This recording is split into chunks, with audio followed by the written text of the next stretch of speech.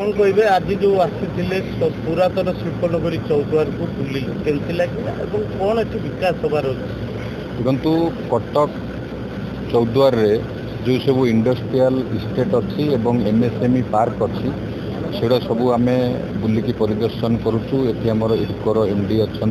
अन्य समस्त वरिष्ठ अधिकारी अच्छा देखुचु कौ यूनिट सब एठी अच्छी एवं एठी जो कॉमन फैसिलिटी सेंटर इंजीनियरिंग अच्छी निश्चित भाव में एक बहुत भल फैसिलिटी सेंटर अच्छी एठी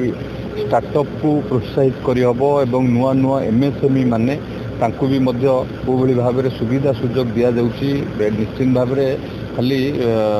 कटक चौद्वार नुह ओडिशार विभिन्न स्थान में जो एमएसएमई माने अच्छी से अति सुविधार एठी काम कर पारुचंती एवं स्टार्टअप सेठी भी जड़े स्टार्टअप जड़े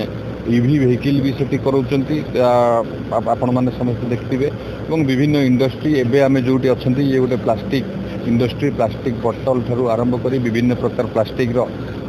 पीपीरू से बनाउछंती। तेणु जो जो इंडस्ट्री सब अच्छी ताको बुलिकी देखिलु एवं किछि जगार इंडस्ट्री आरंभ होनी एवं किभली भाव में त्वरान्वित करा जो लैंड फांका अच्छी ये सब देखि सारा पर आपको रिव्यू करा रिव्यू कला उपरे पुंखानुपुंख आलोचना करी आगामी कार्यक्रम पंथा स्थिर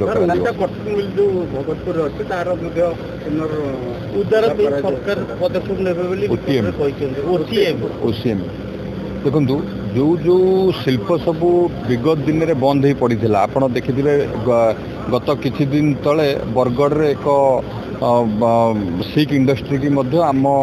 सरकार ताकू पुनरुद्धार करने निष्पत्ति नेले एवं विभिन्न स्थान में जोड़ जोड़ी आप देखिए बलांगीर आ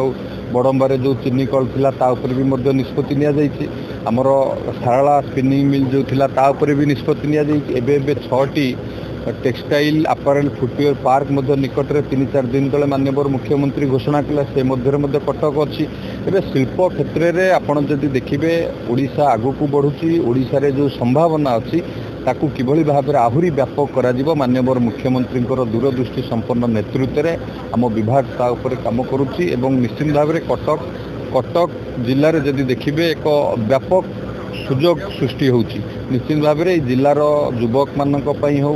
ये जिले में आपको आहुरी एमएसएमई को व्यापक करने को हो ये एक नुआ सुजोग सृष्टि कर ओटीएम जगार वेल्सपन हम से सब प्रकार व्यवस्था सरी सिविल कंस्ट्रक्शन वर्क काम इडको तरफ आरंभ करा इंफ्रास्ट्रक्चर डेवलपमेंट खूब शीघ्र वेल्सपन से तार टेक्सटाइल शिल्प से प्रतिष्ठा कर।